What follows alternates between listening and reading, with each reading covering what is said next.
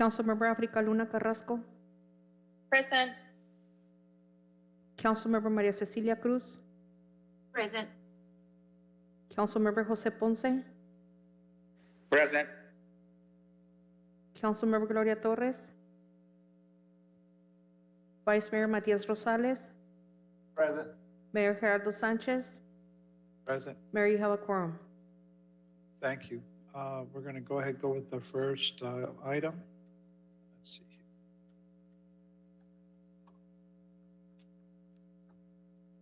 Presentation followed by discussion and possible direction of staff and all matters regarding the Mesa Street project. Jenny Torres, Economic Development Manager, and Eulogio Rivera, Director of Public Works. Jenny, let us know. Good evening, Mayor, members of the council. Eulogio could not be here with us tonight, and he did ask if there was a possibility of tabling this item or continuing this item to the next agenda so that he would be present and have a little bit more time for some staff members to be there. I can walk you through the process of what we were looking at so that you have an idea next time we bring this item up. You can provide us for more information, and graciously, we have Jim Davey here who's working on the design that can help us well, but it is up to you. We can start the discussion now and continue this item Okay. to our next scheduled workshop. Okay. Okay, or do you need it approved, or do you need anything? Oh, well, yeah, you need it. Is it just a presentation? It is just an informational item, and we wanted to get some feedback from council on that project. Okay, let's start it and not finish it. Okay. Okay, that's perfectly fine. All right. Can we get the map, Sonia? Can you bring it up? So if you recalled, every year the city of San Luis applies for CDBG funding. We apply for Rancho Los Oros Phase 2. Unfortunately, for a small technicality, we did not get the funding.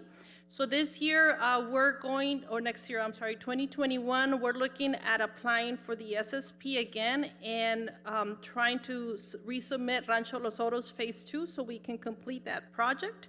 But we also have regional account funding, which is a non-competitive funding. And what we were hoping to do is kind of put that money into this project. So what we did, we started the design of Mesa Street, which Jim Davey is doing the design on it. But we are getting into some questions about how we want to deal with the cost of that project, because even though it's a small area, there's some significant improvements that would cost. Two areas that we want to look at, and we have the map there. We sent out an email to several of the staff to try to get some input, and I know fire and police are here, so maybe they can step in and help. But what we were looking at is if you take a look at, is the alley, and then you have Mesa Street to the west. So for the alley, it is a very narrow road, and what we were looking at is potentially taking it one way going south, and putting parking on the east side, and we could potentially put some sidewalk as well. That was just a discussion as an option because, again, the road is very narrow. If we wanted to do two-way and parking and sidewalk, that means that we would have to acquire private property. And we know that that is a task that is difficult and expensive. So we wanted to kind of take a look at that. The second portion is Mesa Street. Mesa Street, if you recall, there's only one portion open, and the rest, we would have to develop the whole road. It could be a two-way traffic, parking on one side, and sidewalk on the other. But that would require a retention wall.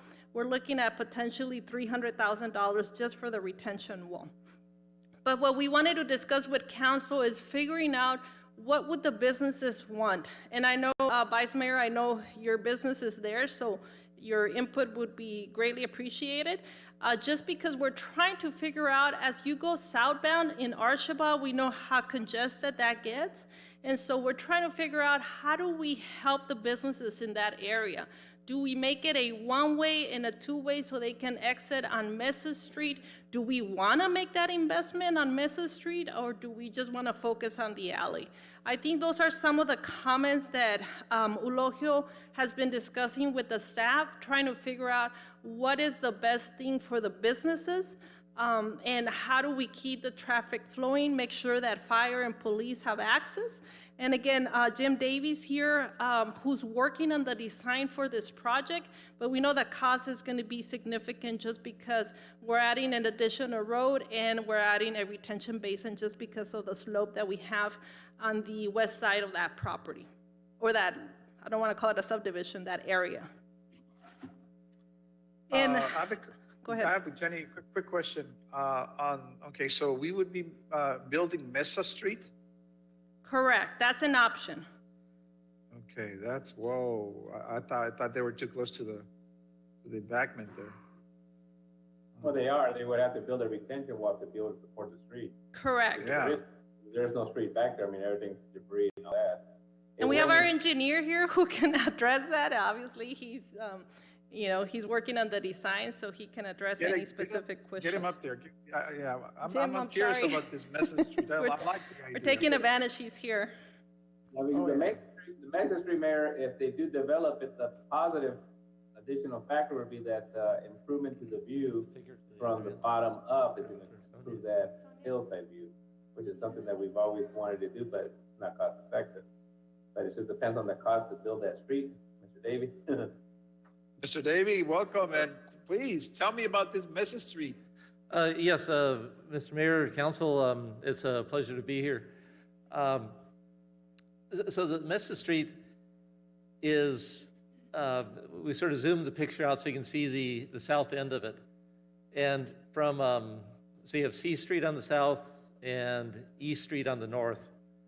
From E Street, for about 2/3 of the way down, there is room already to build a street. It's the last really 300 feet of the road, about the last, those last two big lots at C Street, where you've got about a 30-foot drop over the edge. So they're built right out to the edge of the mesa already. So we would have to, we're figuring about 300 feet of retaining wall, up to 32 feet high, about a $300,000 cost, roughly $1,000 a foot for retaining wall, to build that last 300 feet of road.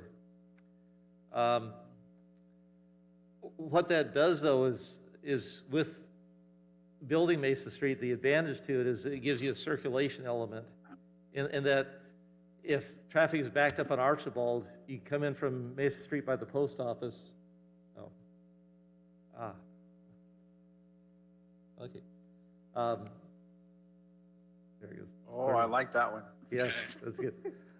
So with, for circulation, you get traffic come in from Mesa Street by the post office, come down to the alley, go one way or two way, however that ends up, and then circle back around on the new Mesa Street along the edge of the mesa.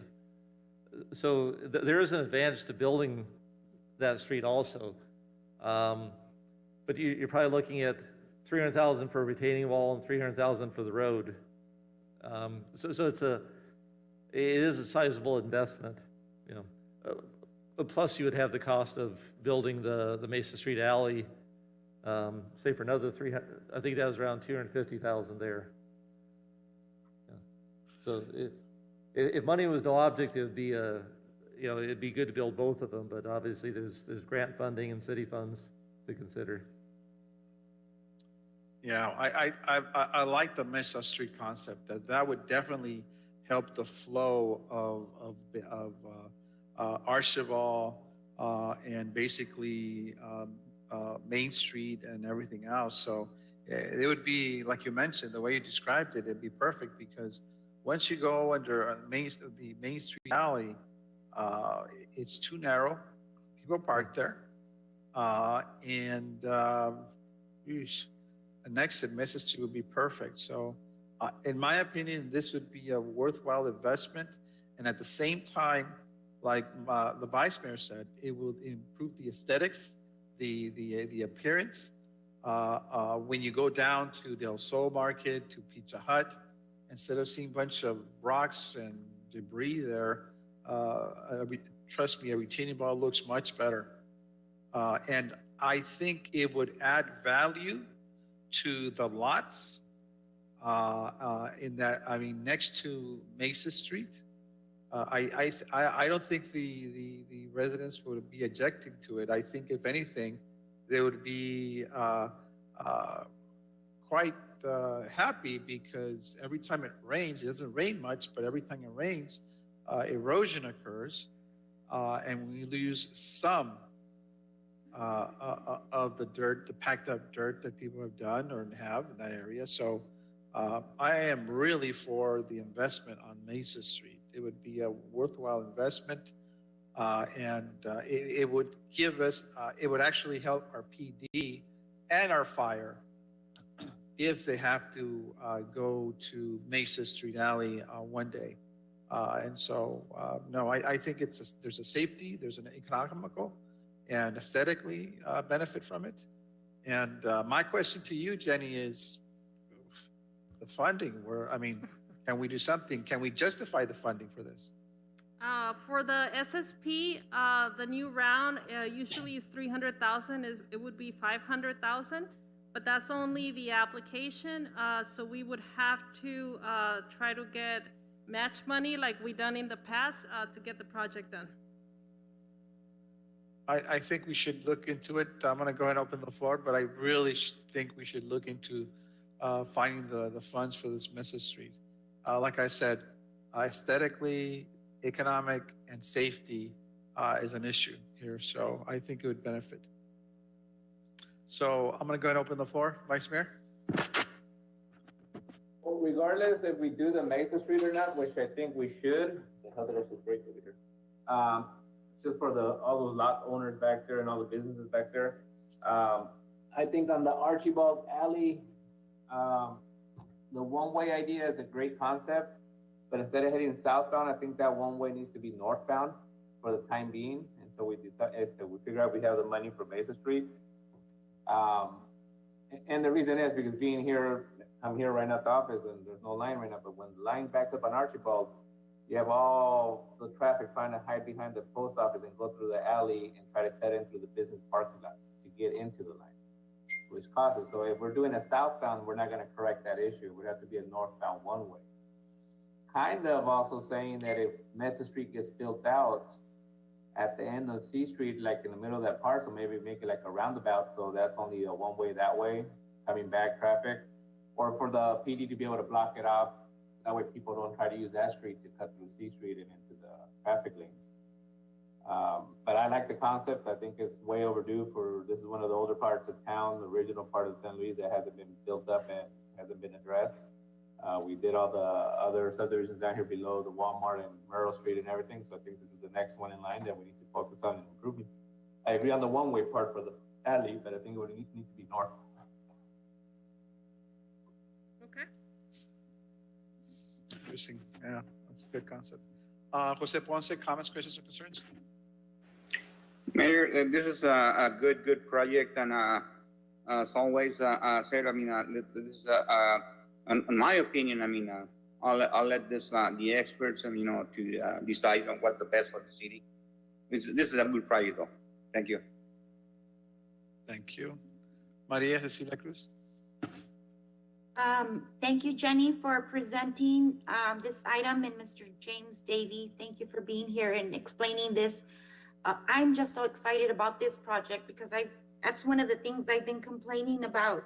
I would complain to Tadeo and say, what's all this junk on this on this hill? It just looks hideous. So aesthetically, it's gonna benefit our city, and that's one thing I think we need to really focus on. And the safety part, like the mayor says, but I give this a 20 thumbs up. This is something I think that the city needs to invest in. I just had a couple of questions. So it would be approximately an $850,000 project with everything? Approximately, we've got some numbers on different alternatives. I didn't bring those with me, but I can check and forward those to staff. Yeah, Okay. please do. Please do. Yeah. But yes, Mayor, I'm done. That's an amazing project that would just change that area, just make such an improvement. I agree. Thank you. Thank you, Maria. Mayor. Africa Luna, One comment, Mayor, I'm sorry. Go ahead. go ahead. Since Matias sits on the YMPO, maybe he can discuss this with Paul Ward. You never know, there's some kind of funding that maybe we could, apply for. So Matias is just something you can discuss with the executive director. Okay, yeah, that's what I was gonna mention that. And as well, that another factor would be that we have a lot of potential businesses that would open up on Archibald with all this flow of traffic. I know there's a couple of car dealers that would like to expand out there and have that flow of traffic, but unfortunately right now it's not possible. So that'll be a great economic boost for downtown. I agree. I'm thinking, yeah, that would be, trust me, those lots would increase in value. Good deal. Okay. Africa Luna Carrasco, comments, questions, and concerns? I just have a question, Jenny. So have you guys talked about how, if this were to go through, if you would phase it out or the timeline of the project? The timeline would be probably apply in May for the regional account. So by maybe August, we would get some of the some of the funding. You would have to allocate whatever leftover, whatever other gap we need in the budget, or we can look at YMPO, see if there's any other grant funds available. And again, third option would be phase out the project, only do a portion of the improvements and then followed by phase 2. Okay, thank you. Well, I think it's a winner. I think you get no objections, especially on the Mesa Street. I think there's a lot of pros. That just let's say it makes the project more interesting and more challenging to find the funds. But I think we can do it. I think we can find somehow the funds, and I think this is a worthwhile, and this is a very doable project that's going to change the whole dynamics of that area. Basically, I mean, if we don't do anything, it's just not a good thing, aesthetically, safe-wise, and economically. I mean, this will make it very economical feasible. And I know of a new landlord that actually bought land there. He's willing to invest, but he was worried about the traffic, and he was worried about the alley. And so this would give an incentive to actually proceed with investment and actually I'm talking about possible parking structure or something like that. So good deal. I like it. So Jenny, more work. John David, thank you. Sir David, thank you. Mayor, if you don't mind directing staff to add this item to the next work session. I know some council members that are not present had met with Eulogio and have brought some issues in this area. So if you don't mind having Eulogio come back and present this item so that other council members can have the opportunity to view and recommend some options as well. As I discussed earlier, we were going to continue this item to our next scheduled meeting. Thank you. Thank you. So we're going to continue this item. And let's see here. Perfect. Thank you, Jenny. Thank you, Ms. Davey. We're going to go ahead and go with item number 2B, presentation followed by discussion and possible direction staff in all matters regarding the downtown drainage master plan for James Davey and Associates. Mr. Davey? Good evening. And Jenny, I guess? Good evening, Mayor, members of the council. A few months ago, we hired Mr. James Davey to take a look at this area, specifically focus on the drainage issues that we have in all of our downtown. what is happening right now is we have a mixed-use development in the area, so we have a lot of lots that are residential, and so when you start to put a commercial development, they have to have on-site retention, and that takes away from other development. Plus, we do have some issues where water is not draining correctly. So Mr. James Day spent quite a few months, and he met with staff and kind of gave us a detailed information, but I wanted him to come back to council and kind of give you an overview of the situation. What we're trying to do is improve and redevelop the area, and I think the drainage is definitely one of the biggest problems and some of the complaints that we get from some of the business. So I will hand it out to him, and he can walk you through the presentation. Thank you, Jenny. Mr. Mayor, Council, it's a pleasure to be here tonight to give this presentation. We do have a PowerPoint presentation for this. Would it be possible to get that, Sonia?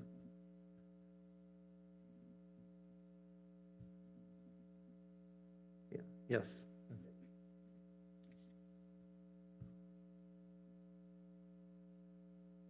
Okay.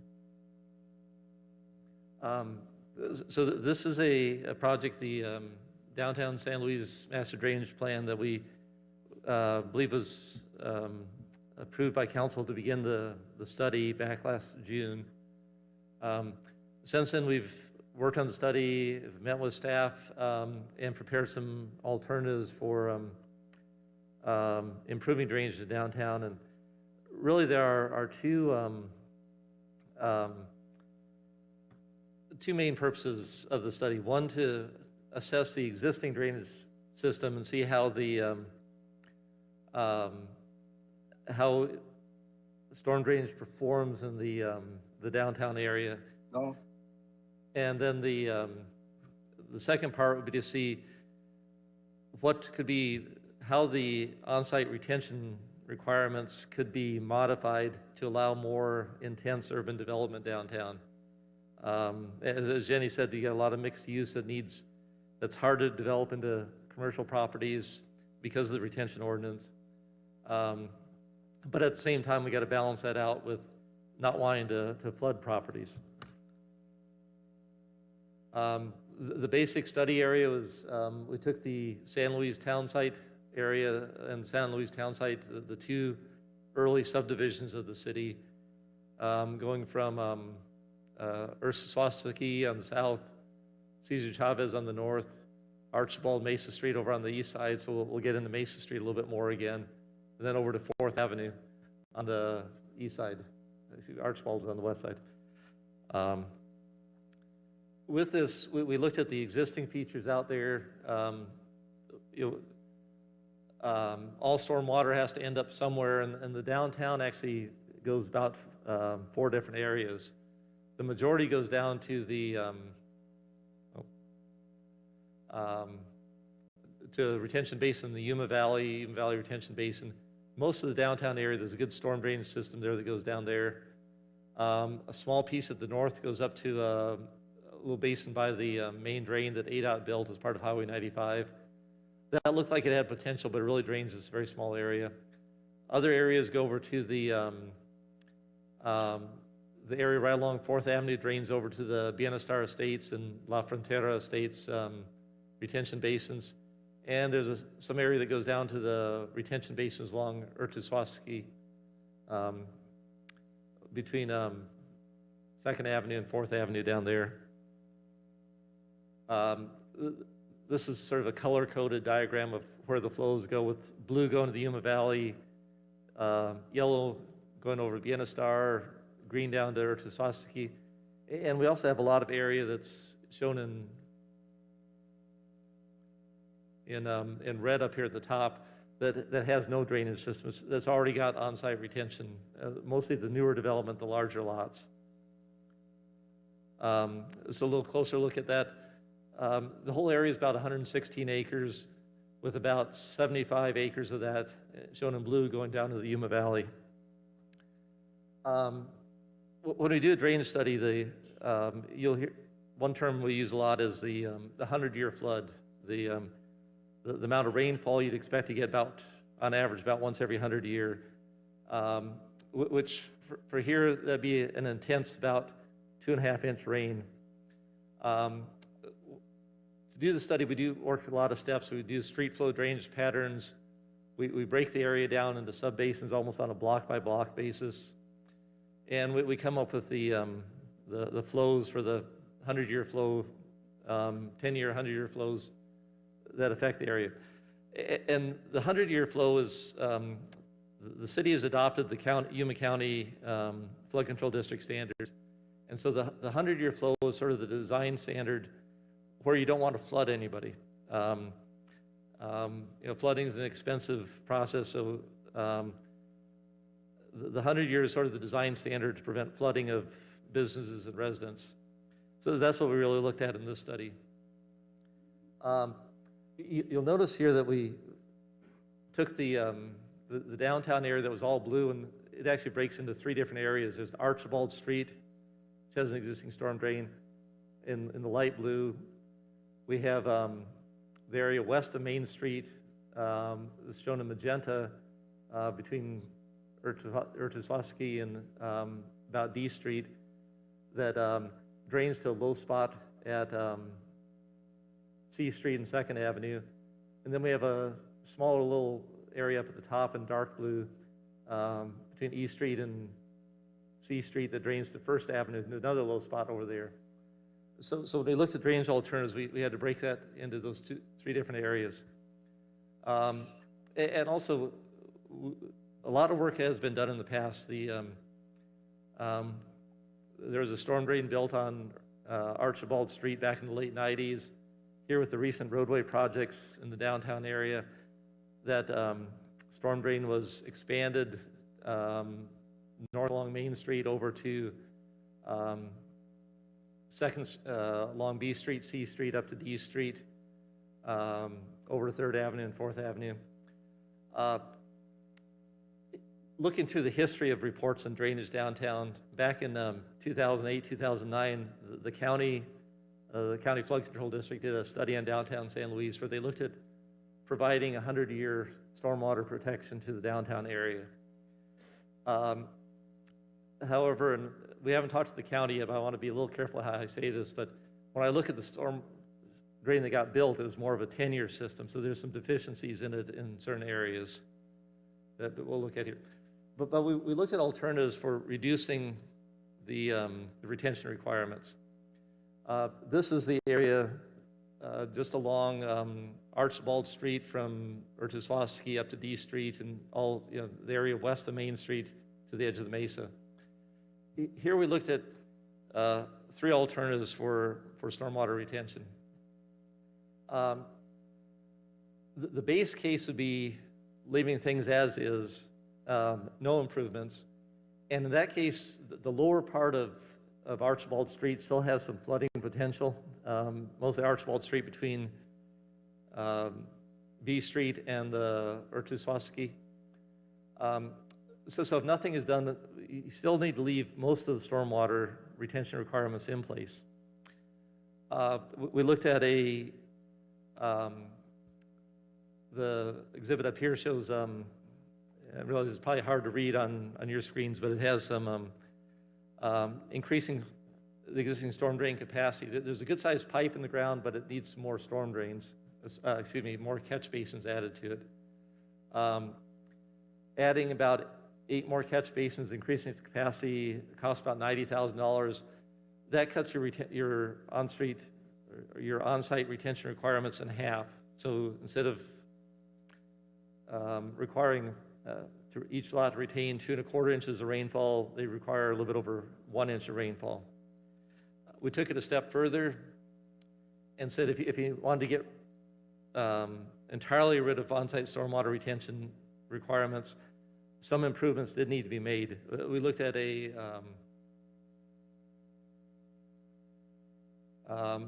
adding a storm drain along the C Street area down to the valley where there's a existing 48-inch pipe that's been abandoned by the Yuma County water users that we plan to talk to them, see if that's available for use. By adding this pipe here, it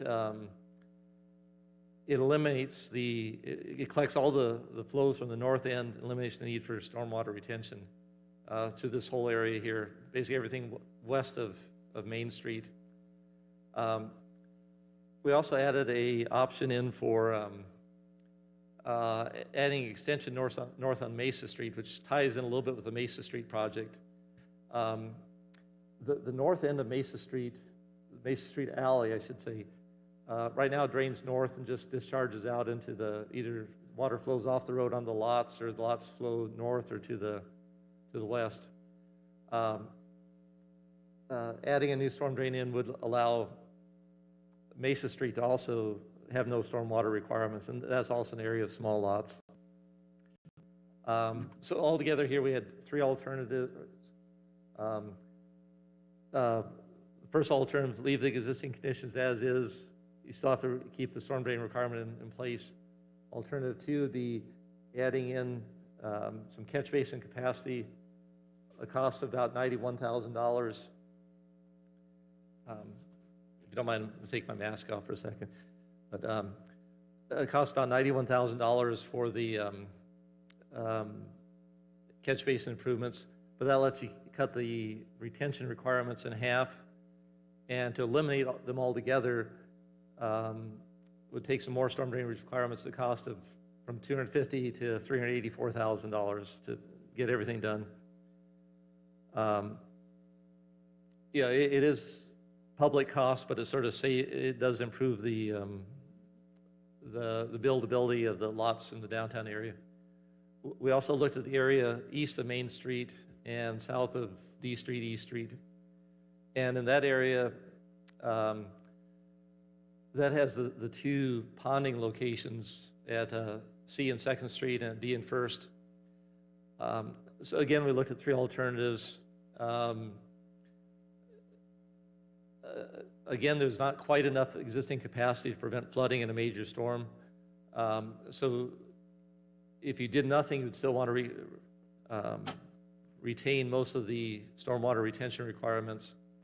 But we looked at adding in a retention basin, sort of, we showed two different locations here in the center where you could temporarily detain the stormwater flows, take the system there from a 10-year system up to a 100-year system. And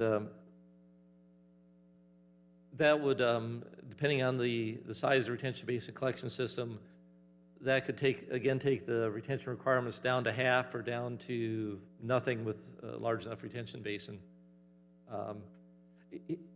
By saying large enough retention basin, the ultimate size would be about 4 of these existing city lots out there.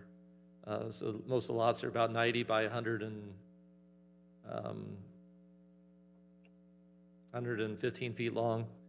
It's about 4 of those lots would provide enough area for the retention basin. But the three alternatives here were, one, do nothing, no public costs, but then no real relief on the stormwater requirements. For a cost of about $500,000, we could cut the stormwater requirements in half, and the cost of $750,000, we can eliminate the stormwater retention requirements.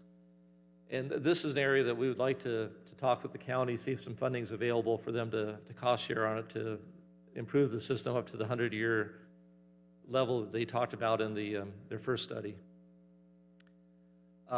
We also looked at the other areas. Unfortunately, the areas along Urtu-Swastiki and over in Bienestar Estates along 4th Avenue, those retention basins, there's not the capacity to really expand those. But I think the existing flows do work with those basins, so we can sort of grandfather in the existing retention requirements, which is estimated that the lots along 4th Avenue, the ones shown in yellow, those probably retain about 60 to 70% of the stormwater now, so we could sort of, any new development could use that same standard. The lots along Urtu-Swastiki down the south, they retain probably only about 30% of the water. Those are the paved parking lots or graveled parking lots.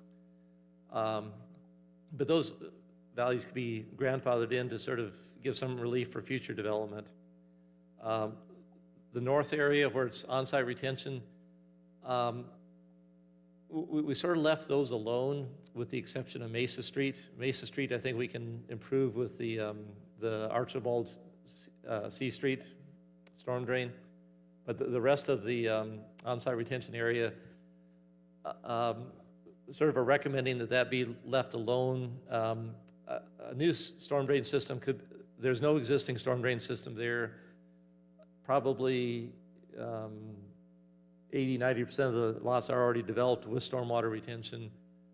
The existing undeveloped areas, primarily city, planned for city parks and city parking lots that could be provided with on-site retention. So we didn't feel that was quite as urgent of a need up there at that end.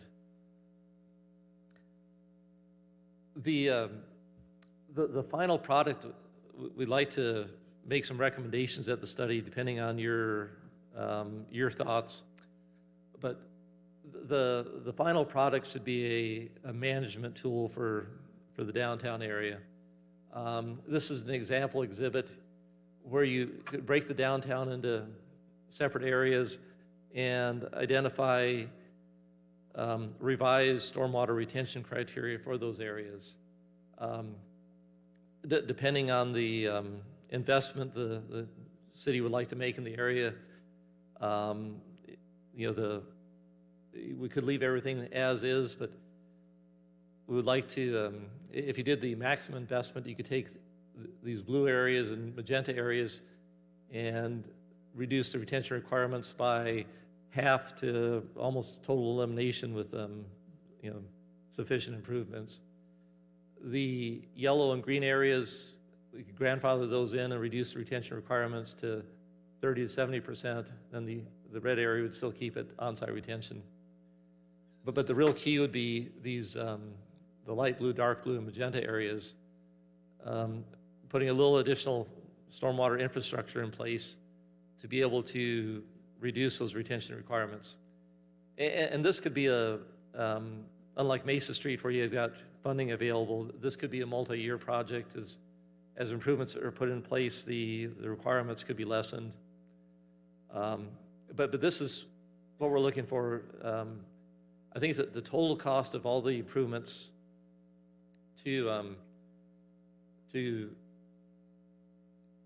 if you did all the improvements to totally eliminate stormwater retention, it came out to about $1.1 million. And hopefully there'd be some cost sharing on it, but that'd be that'd be the ultimate investment that the city would need to make to get rid of to eliminate stormwater retention in the blue and magenta areas of downtown.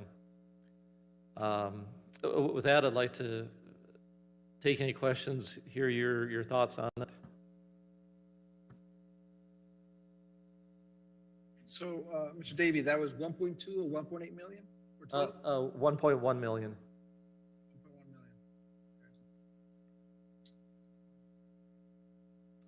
million. And that could be done over a period of number of years. Yeah. I think we should start planning for that. We have to do this, especially if we want a vibrant Main Street.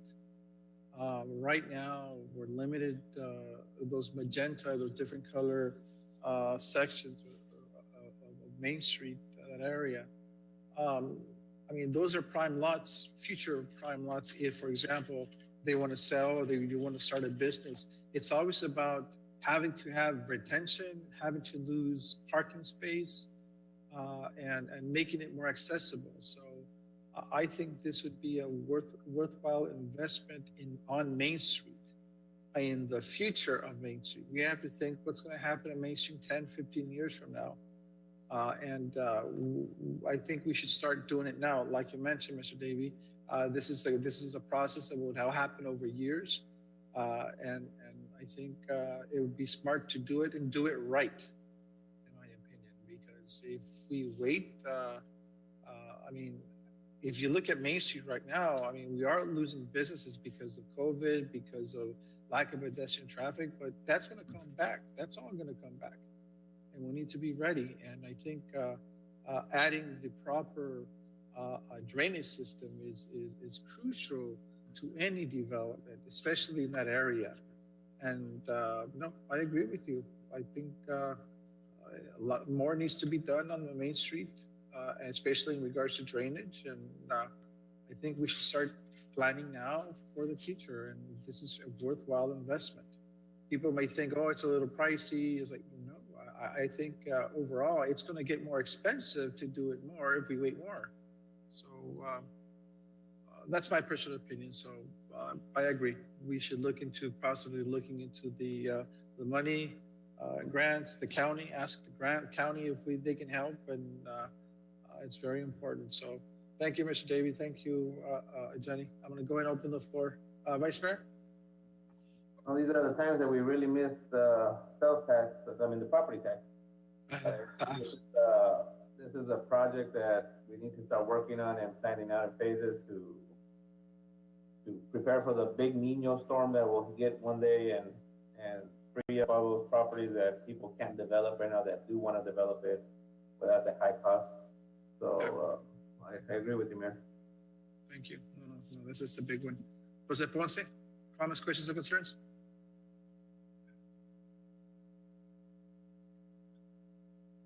Jose Ponce, you're on mute. No, sir, no questions. Thank you. Thank you. Maria de la Cruz? Yes, Mayor. Thank you, Mr. Davey, for that wonderful presentation. It's so informative. Yes, I'm for this project because we need to invest in our city and we need to have proper drainage infrastructure set. You know, if we want to sell the city, we need to sell our city by saying that everything is properly working. We can't be selling the city with drainage issues. So I think there's something that we have to plan and start the process as soon as possible. Agree. I agree. This has priority, and I think it's there. So, thank you, Maria. Africa Luna Carrasco. No, Mayor, I agree with all the comments made. They're on point, and we should be thinking ahead. Good deal. Thank you, Africa. Well, proceed. It sounds like a winner. And so it's just 1.1 million. Okay, so no problem. No pressure, Jenny. No pressure. 100,000 a year for 10 years. Exactly. Now, I think we're going to get it done sooner. So I think this project should get priority. So, and the thing is, I think we have the staff and I think we have the expertise and try to find the grant money and actually speak to the county and look for partners. And we definitely need to invest in Main Street in that area.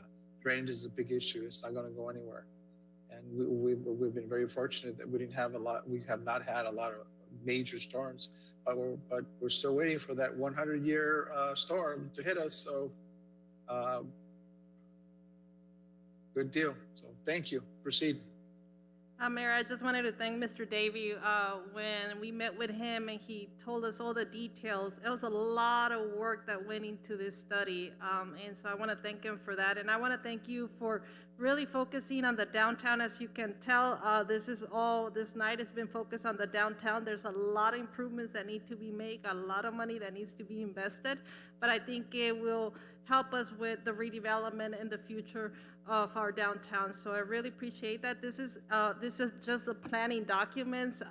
We still got a long ways to go, but we need this type of information so that we can make the proper investments and decisions in investing into our downtown. And again, it is for the businesses, so that way the businesses are able not just to have a good drainage system, but for them to be able to develop within a lot and not have to worry about putting land aside for them to do retention on site. Yeah, thank you, Jenny. Thank you for your hard work. And like I said, we need to invest, especially in Main Street. And we want to see a very vibrant Main Street with businesses, with new type of businesses, and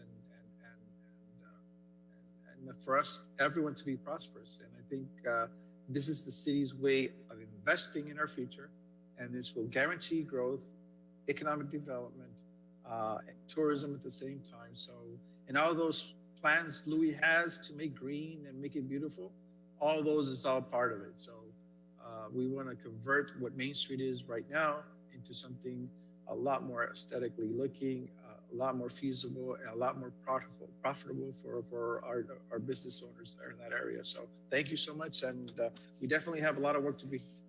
Thank you. Thank you, Tim. We're going to go to item 2C, discussion of possible action, staff and all matters regarding the proposed resolution of the mayor, city, and City Council of the City of San Luis authorizing the submission of application to the United States Department of Interior Bureau of Land Management for a recreational and public purpose lease for the downtown park project. Jenny Torres. Mayor, members of the council, as you could tell, this is all about downtown today. Would you mind, Sonia, putting out the map? What I'm going to do, Mayor, is I'm going to join this item and in the next item because truly it is one project. We did Can you go into the next one? There's a master plan in there. Yes, that one. So what we did a master plan on the downtown, focus on the Bureau of Land Management and Bureau of Reclamation land. Sonia, if you can kind of stop there, for just a second. So what we did is any federal land that you want to acquire, what they want to see is they want to see what you're planning to do with their land. How are you going to invest? How much are you going to invest? How are you going to operate it? How are you going to manage it? So what we did is we did a downtown master plan and focusing more on the transmission line that is owned by the Bureau of Reclamation, and then on the pieces of land, federal land from the Bureau of Land Management, and we said, okay, what can we do? So along with all the staff, we worked with Mr. Jim Davey, actually he did this plan as well, and we focus on, one, doing a parking lot as is being used currently. We would not be able to, we could charge, but any revenues would have to go back into the operations of the parking lot. The other portion is how do we beautify the downtown? So what we work with Louis is trying to develop a park, an area where we could have more activities. I know the bridge was Ms. Cecilia Cruz's idea, trying to put in like a welcome sign. We thought that we could connect to the area where the post office is. We know there's a lot of seniors that used to sit at Friendship Park, and now we see them kind of joining by the post office. So we said, well, maybe we could develop a small park, that area, and maybe have that bridge connecting to the rest of the area. And I don't know if, I think Louis is still here. He can kind of focus. No? Okay. So we focus on a splash area. We focus on, having a little bit of vendors, a pavilion, so we can have a little bit of concerts. So all that area was kind of focusing, beautifying the downtown and obviously providing parking. I know it's still to the north of town. Eventually we'll have to evaluate the need for parking on the south side. But for this, I think the Bureau of Reclamation, it was already being used for parking. So we thought, how can we approach them and say, look, we want to continue to use it for parking, which will help our downtown, but also, we could control the parking lot, we could make it safe, especially because I know police department has had issues in there. So the whole idea is to apply for a Bureau of Land Management lease for the parks, and then another lease for the Bureau of Reclamation. We met with both entities. They like the idea. It is going to cost us, I can tell you that. For the park area, it was about $3.4 million, and for the parking, it's about $2.2 million based on the estimates. Now, again, we've been talking about that downtown. We're going to start working on our redevelopment plan, but this has to be done every year, investing into our downtown little by little, and I think we can get to what you see right now. And have a viable, have a safe, a beautiful downtown, a more of an entertainment district, locations where people can go, can shop, can relax. And so that's the whole point. That's why tonight it was all focused on the downtown. There's, again, a lot of funding. It does not have to happen. I wish we had all the money, but we could do it with grants. We can do it with investment with the city, and little by little trying to make those improvements that are needed. So tonight what we are requesting is authorization for us to submit the applications to the Bureau of Land Management and Bureau of Reclamation so they can start the process in providing us that long-term lease, and eventually us taking a look at how do we start making those improvements. I'd be happy to address any questions you might have. Well, to make a comment real quick, we should be focusing on Main Street also in that area. And this is what I was talking about, the drainage plus the building of the street, Mesa Street. It is all part of, and what Louis focused and what Parks focused, and the splash park and the park area, and it is something that we need to start doing now. A lot of communities, what happens is by the time they try to revive Main Street, it's too late. It is too. People take too long, and it takes a decade to actually get it where you want it to be. So the sooner we can get started, we're looking here at like possibly $8.5 million for the whole project, and but I think it's feasible. I think it's very feasible.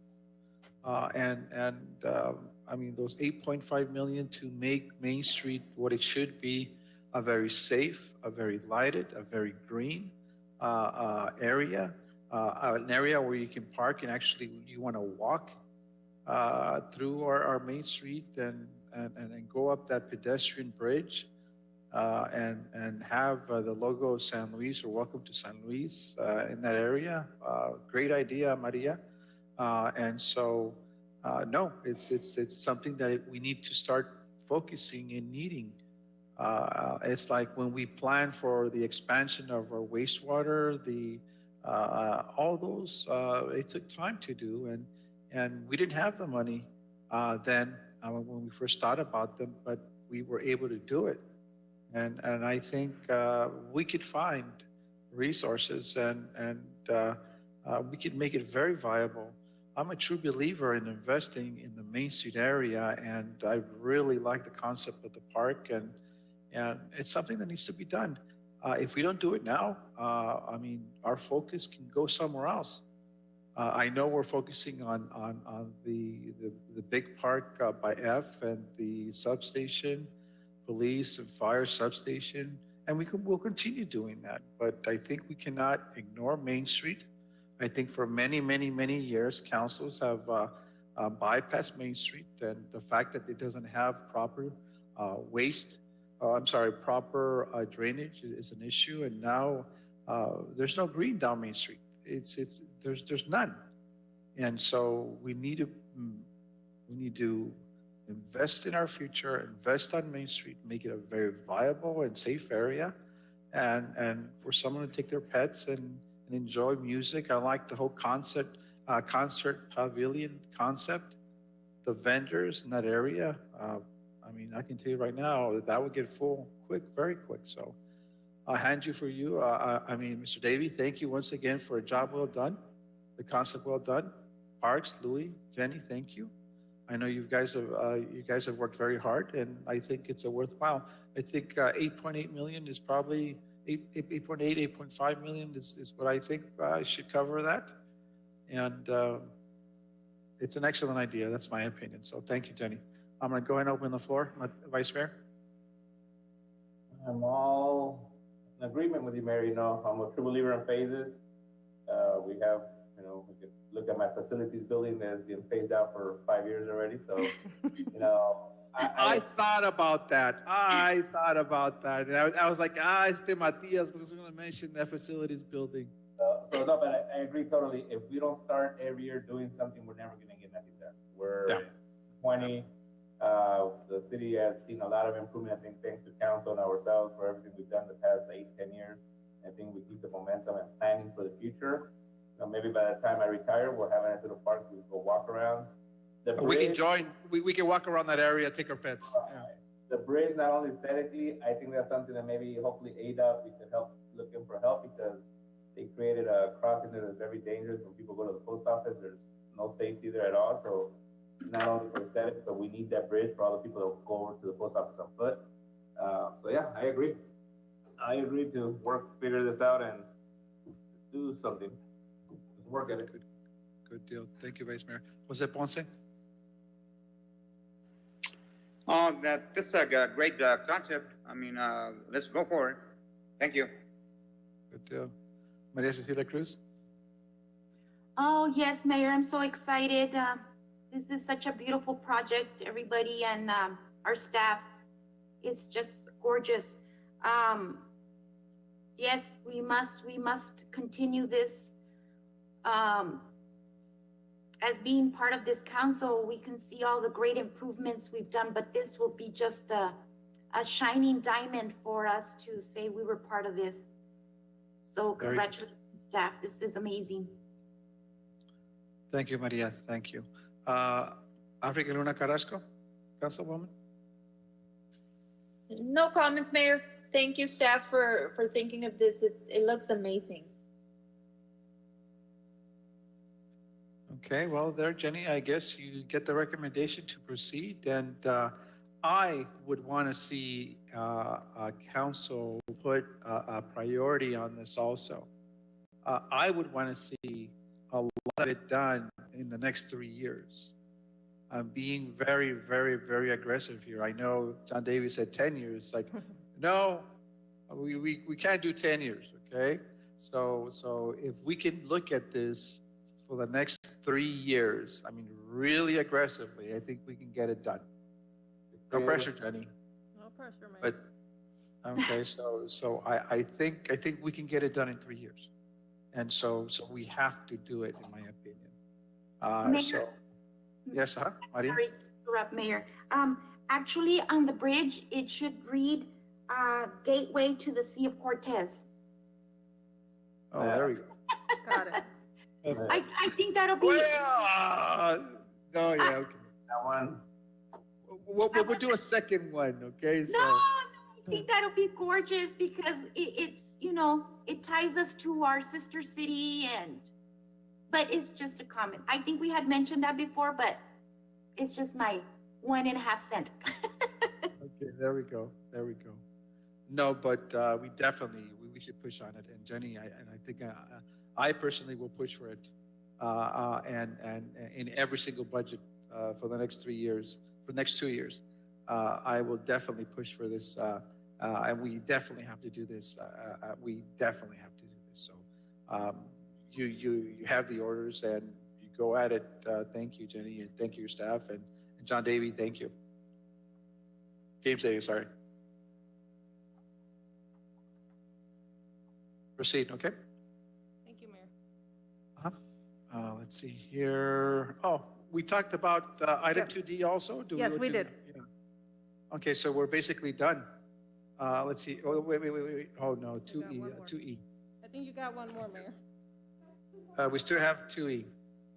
Item 2E, discussion and possible action of staff in all matters regarding order number 2020-19, an order of the mayor and city council of the city of San Luis, Arizona, authorizing and directing the entering into the One Arizona Opiate Settlement Memorandum of Understanding regarding a proposed settlement fund setting claims against certain pharmaceutical supply chain participants in the class action title in National Prescription Opiate Litigation. Kay? Yes, I have a very long PowerPoint. I didn't realize that the other items would go so long. But this, Yes, they do. this is a very complicated settlement agreement. It's not actually a settlement, it's a plan how to allocate funds. So I'm going to be talking about getting money rather than spending it. So Proceed, Kay. I'm trying to get it's not going. Why isn't it going?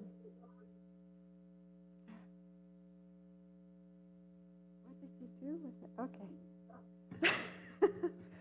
I guess I'll have to point to Sonia. So the goal of the opioid litigation, it's a national class action case, is to get money from the pharmaceutical supply chain to pay for the opioid crisis. The basic claims are misrepresentation motivated by profit in describing the addictive nature of the opioids and the need for misrepresenting that. The court approved for the first time in history a negotiation class of all the local governments. I'm hearing an echo. Are you hearing an echo? Yes, it's an echo. Separate the. And it includes, so there's a negotiation class of the plaintiff side, all the governments, cities, towns, and counties in the entire country. It doesn't include Native American tribes or insurance companies, school districts, or special taxing districts. The next one.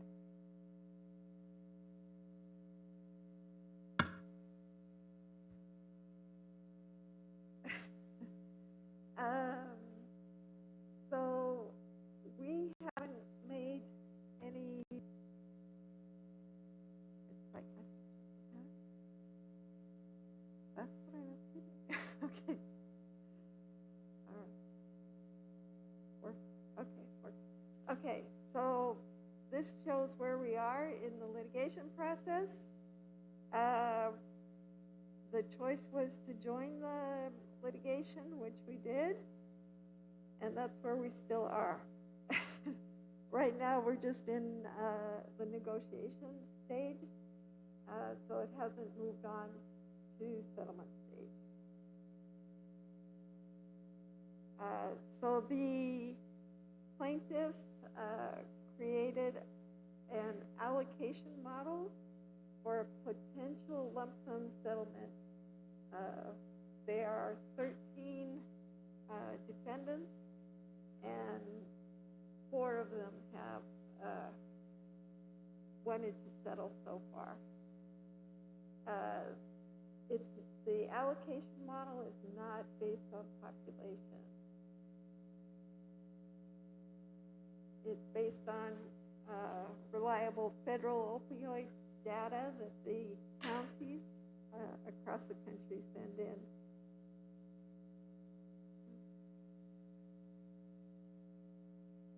So the defendants appealed the whole idea of the negotiation class, and the Sixth Circuit denied. Is that going to work better? The Sixth Circuit denied their appeal, and so then they went ahead with the allocation model, but for them to settle, they wanted to include the states.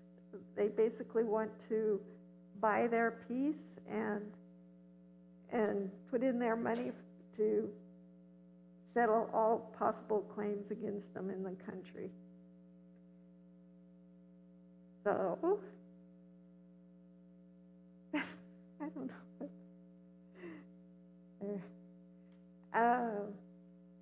So now we're at the state level, where the Arizona has come up with a plan based on the plan that was made at the national level, but from the state level down, there was a little bit of wiggle room. Can you move it? So the general principles in the Arizona plan is that the cities and counties and are free to pursue other resolutions. There really isn't any other resolution than to litigate individually, which is cost prohibitive. And the other general principles is that this is a plan to settle. It's not the settlement itself, and it does not bind the parties to a specific outcome.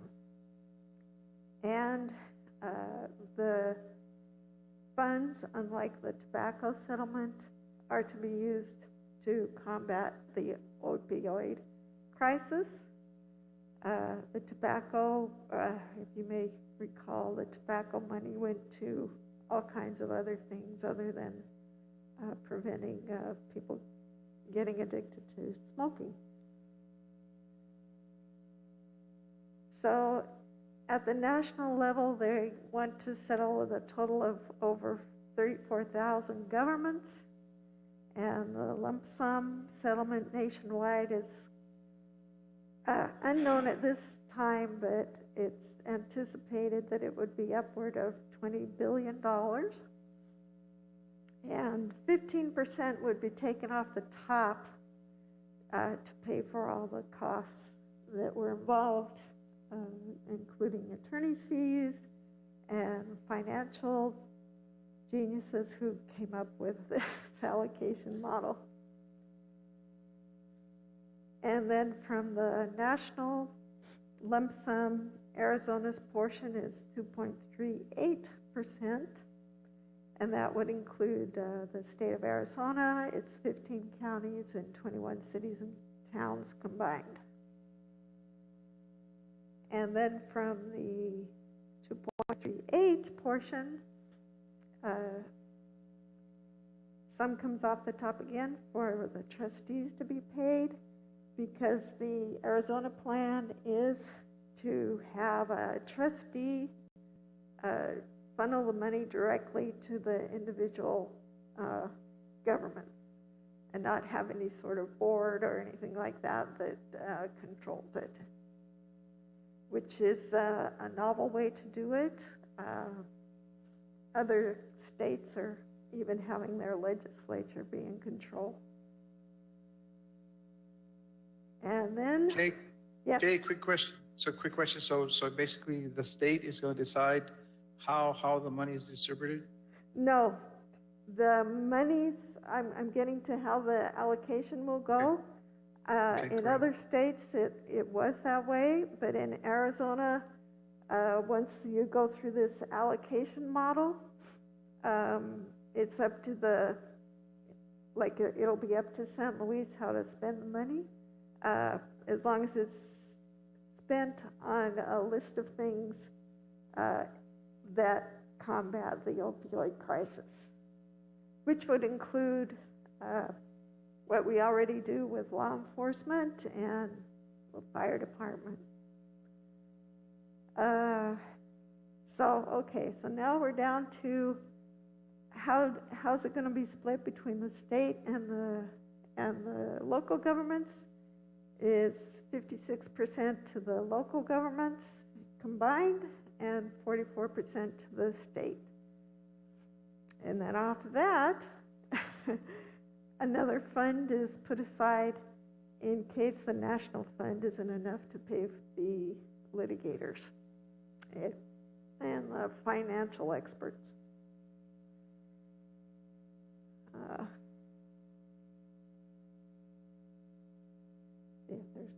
I'm going to skip that one, just in the interest of time, if it would let me. Okay. So all 15 counties have signed on to this plan for settling, distributing the money. If 100% of the cities and towns sign, right now, since 100% of the counties signed, the allocation will go 60% of what's owed to the counties go to them. If all the cities sign up, the remaining 40% will go to them.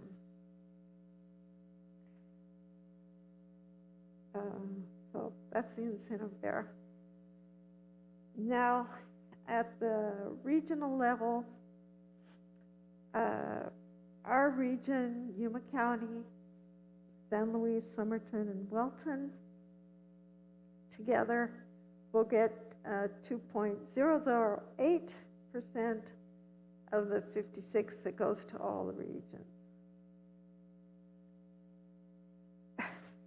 Wait a minute. There we go. So now we're getting to how it's allocated. The factors that decide how a region gets the money is how much opioids were shipped to the region, how many opioid deaths occurred in the region, and the number of people who suffered opioid use disorder.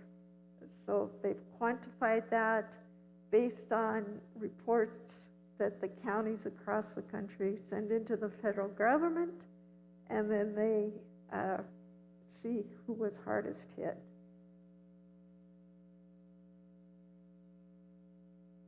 And then that is adjusted again by, so in some regions, a lot of opioids went into the region, but then they didn't get the opioid use disorder as prevalent.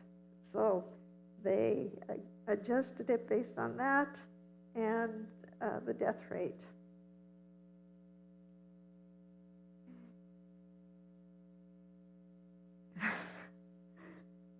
Okay, so out of the 2.008 of the local governments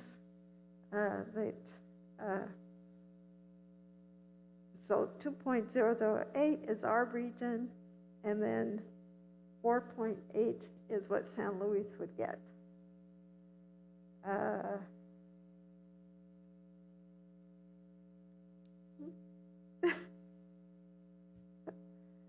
I'm not pointing it right, maybe. Okay.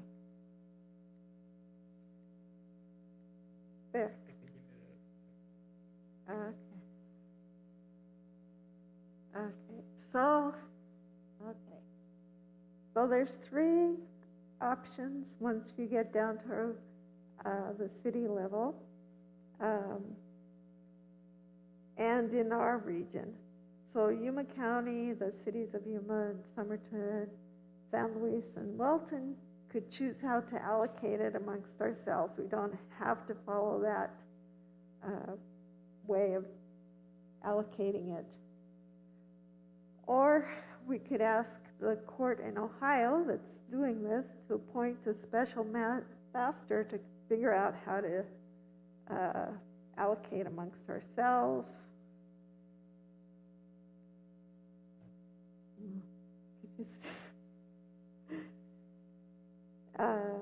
Or we could use the default allocation, which is a proportionate share based on historical federal data showing how specific counties and cities within it have made opioids-related expenditures in the past.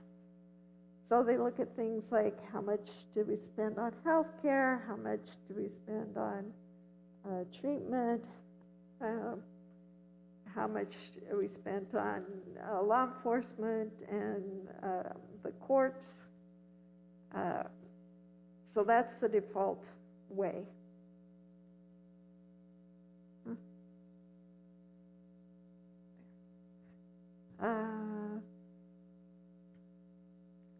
And then if that amount comes to less than $500, it would be given back to the county. And then there's those other options.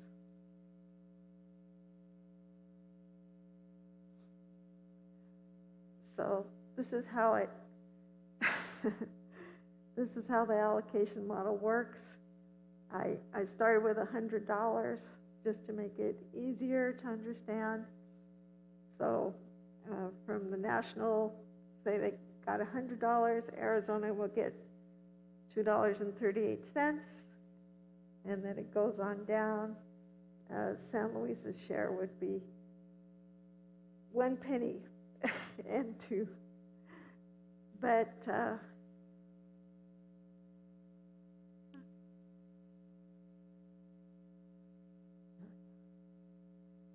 so again, the negotiation class makes it possible that there will be a global settlement. If it goes well for these 4 defendants, the remaining will probably follow suit, but there's no guarantee that there will be any settlement at all.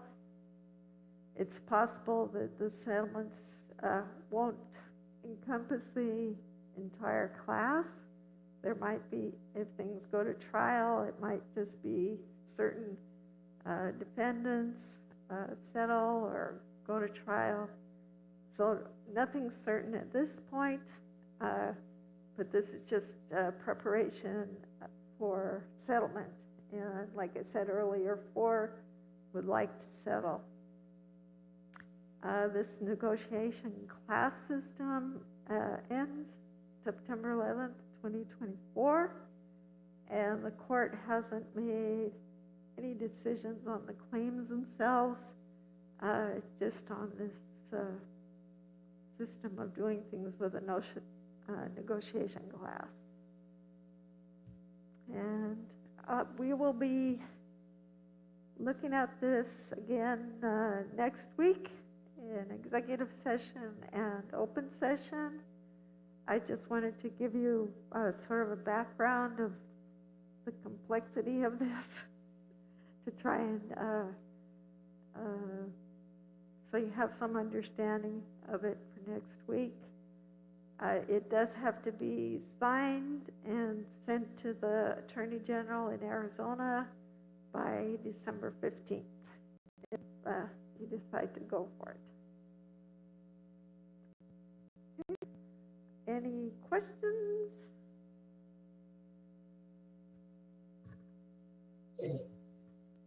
Hey, this is very complicated, and I frankly think that it's very watered down for small communities like us. That 1 cent out of the, and the thing is, and there's no guarantee we're going to get that 1 cent percentage. Yeah. And the thing is, I think this is a way to make it easier for the prosecutor to proceed, and at the same time the defendant. I know, but what happens if they file for bankruptcy? Well, Purdue did go into bankruptcy, and so it's being handled by the bankruptcy court. And I just saw an article, I'm not sure if it is, well, a tentative agreement is for the federal government to get into the opioid business and take over Purdue. So we're not sure if the court's going to go along with that. But yes, there's at least 1 bankruptcy of the 13 that started.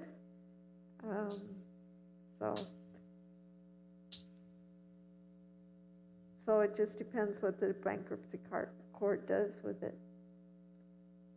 There was hopes that the bankruptcy court would go along with this allocation model, but then this idea of the government taking control and having what they call a public benefit company,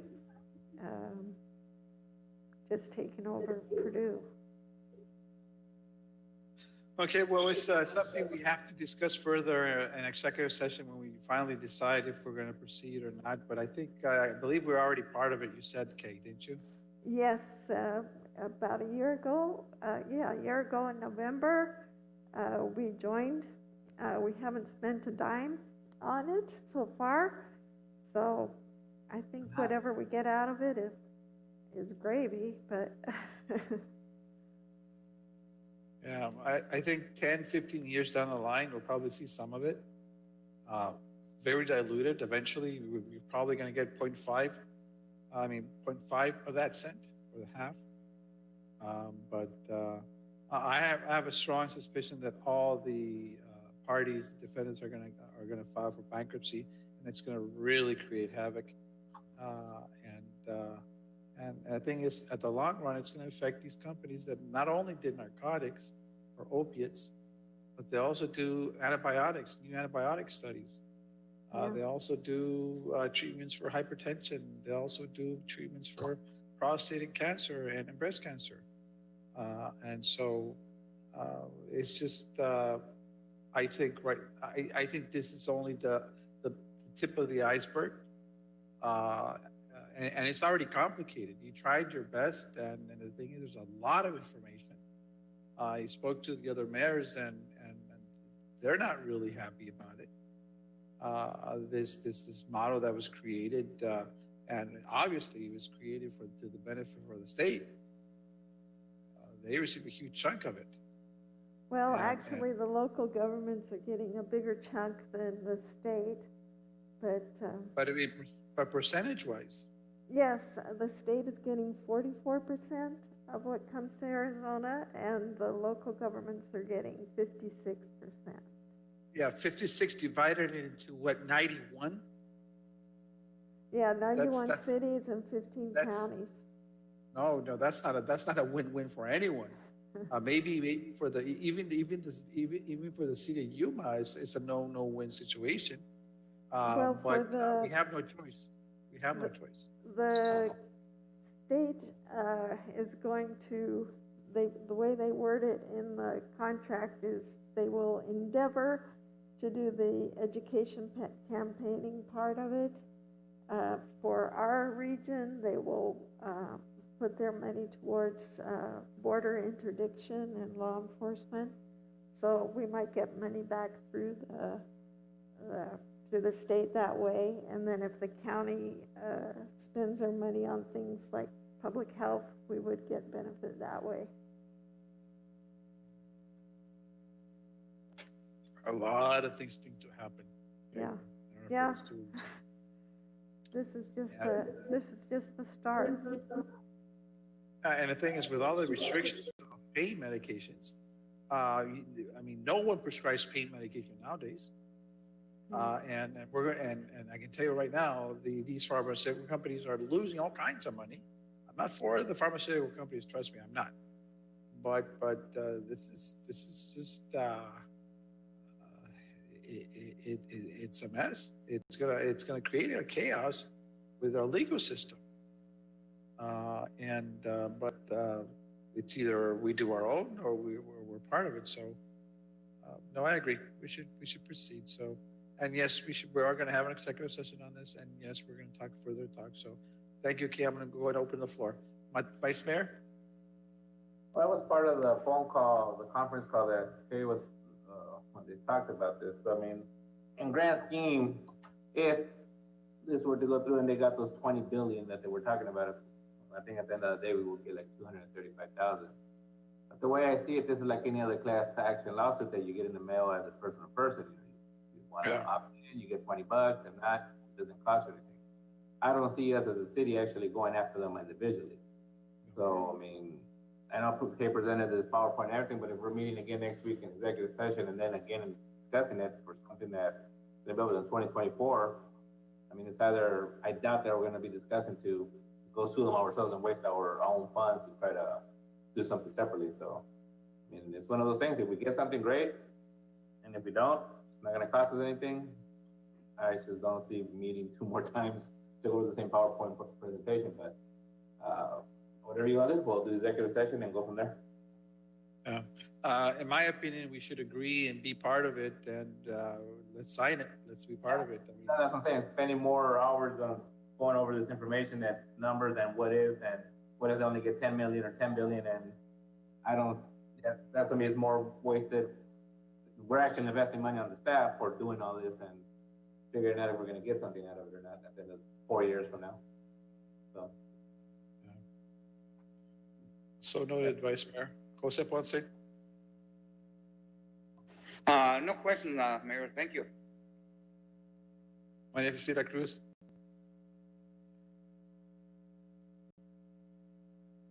No questions, Mayor. Thank you. Africa Luna Carrasco? No questions, Mayor, thanks. Thank you. So, Kay, proceed. Okay, thank you. Thank you for your time. Uh-huh. We're going to go now with item number 2F, discussion and possible direction of staff in all matters regarding, let's see here, ordinance number 403, 404, and 405 to regulate aspects of the recreational marijuana as permitted under Proposition 207, which the voters passed on November 3rd, 2020. Glenn?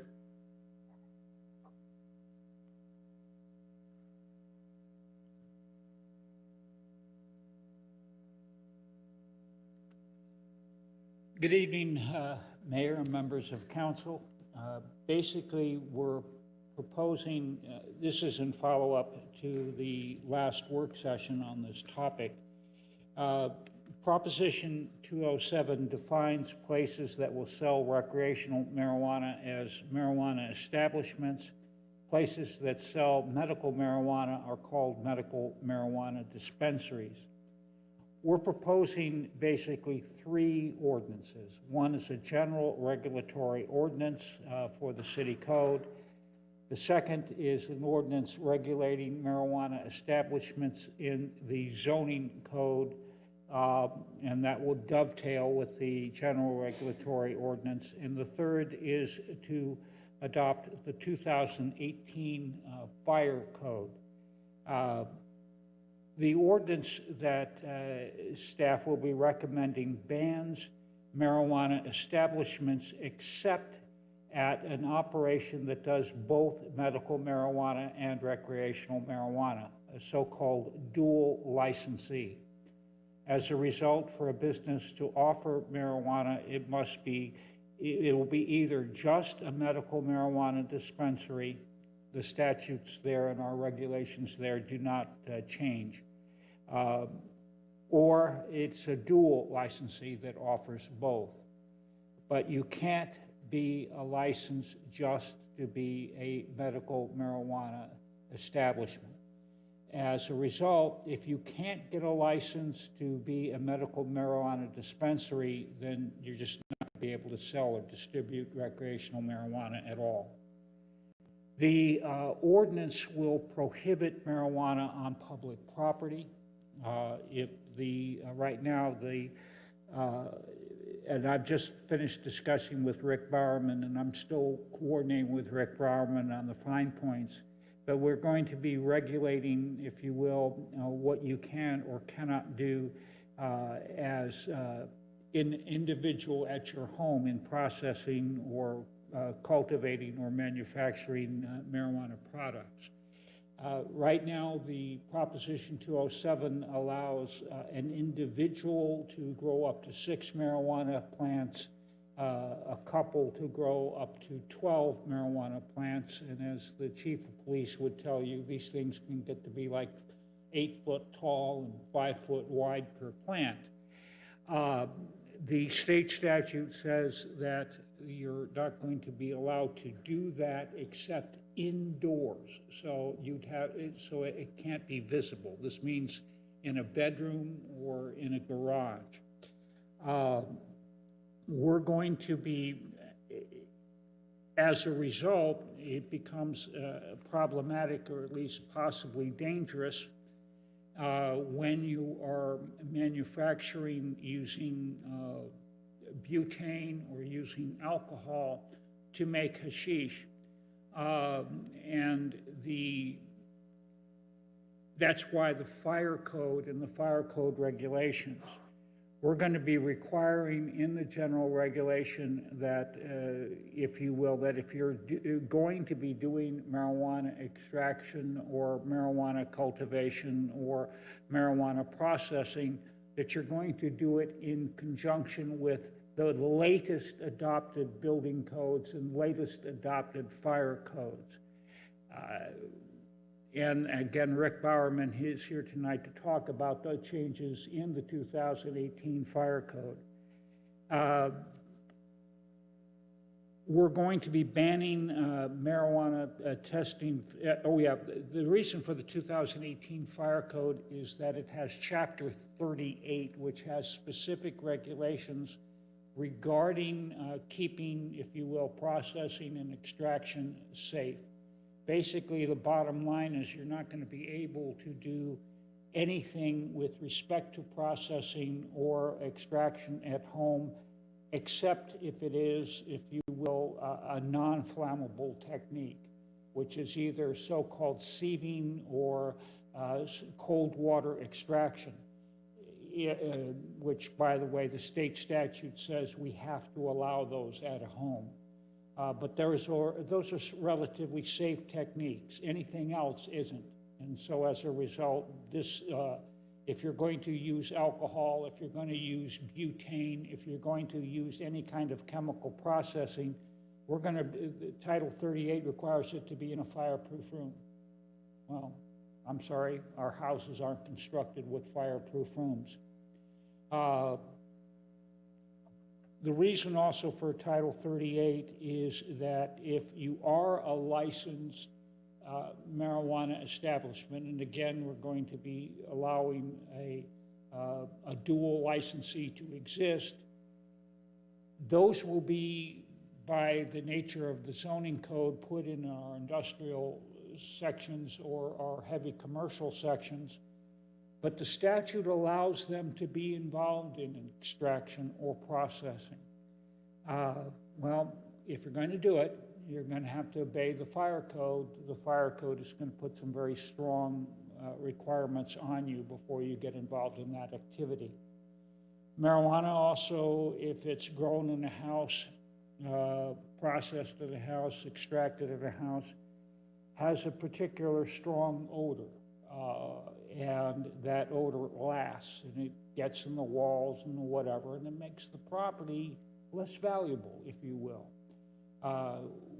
Title 38 puts in requirements for odor control, dust control, etc., and would apply on cultivation. As a result, once again, hopefully this will inhibit degradation of people's homes and houses.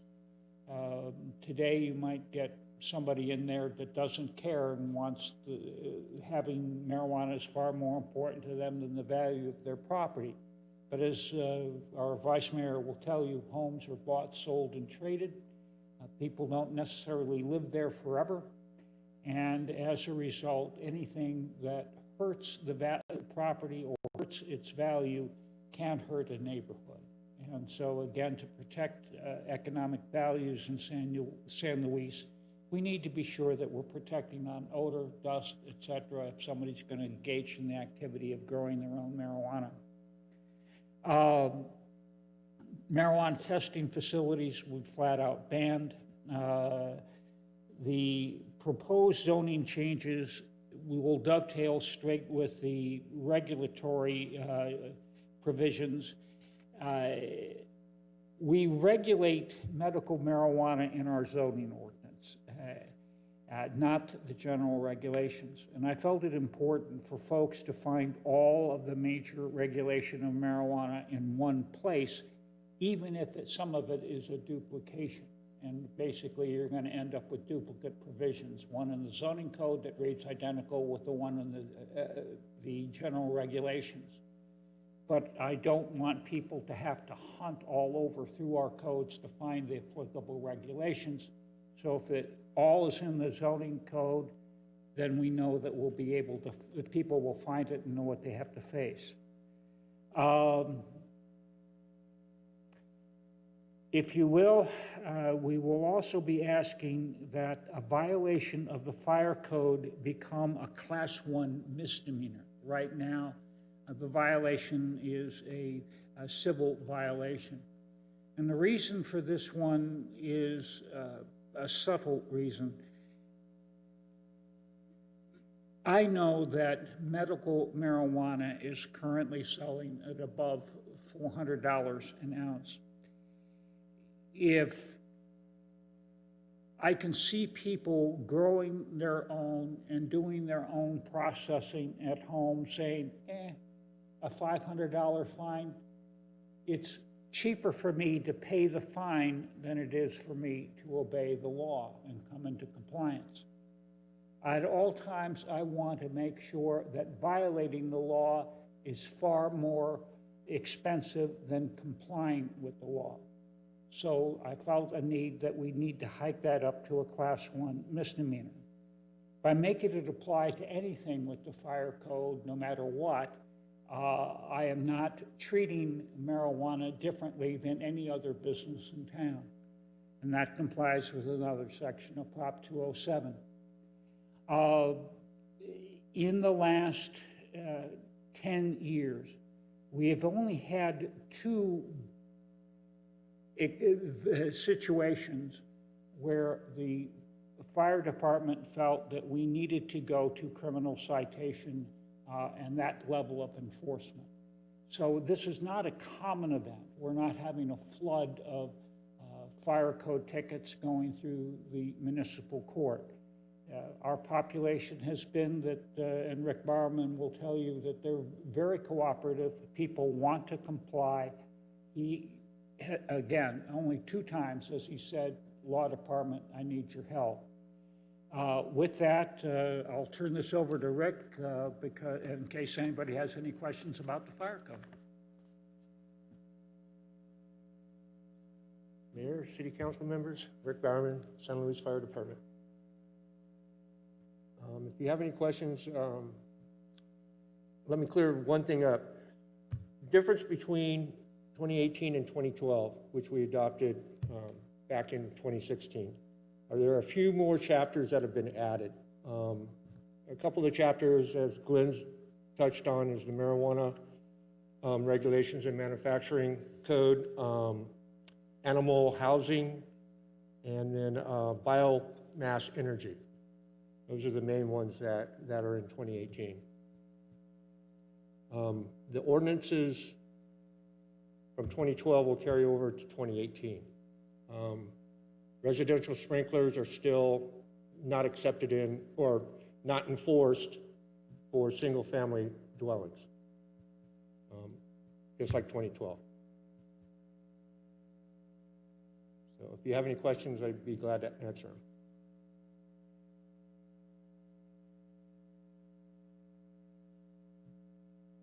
No questions. Thank you so much. Appreciate it. And it's something that we need to look at that. If, Proposition 207 never mentioned that. And so want to make sure that we are safe and thank you. Mayor, one other thing I'd like to add is by adopting 2018, we will be in the timeline for our ISO rating, which will help improve with the community. Thank you, Rick. Appreciate it. Yeah. Thank you, sir. I'm gonna go ahead and open the floor to any council members, see if they have any questions. Vice Mayor, questions, comments, or concerns? None, sir. All good to go. Thank you. Jose Ponce, comments, questions, or concerns? Jose, you're mute.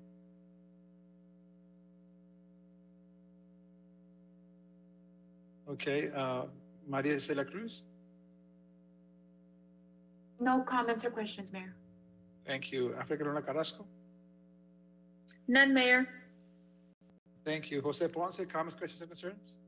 No, sir, no comments. Thank you. Don, thank you so much. Appreciate you guys. Thank you, Mayor. Thank you, Mayor.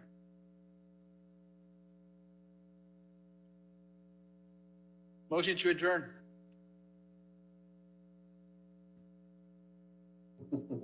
Make a motion to adjourn.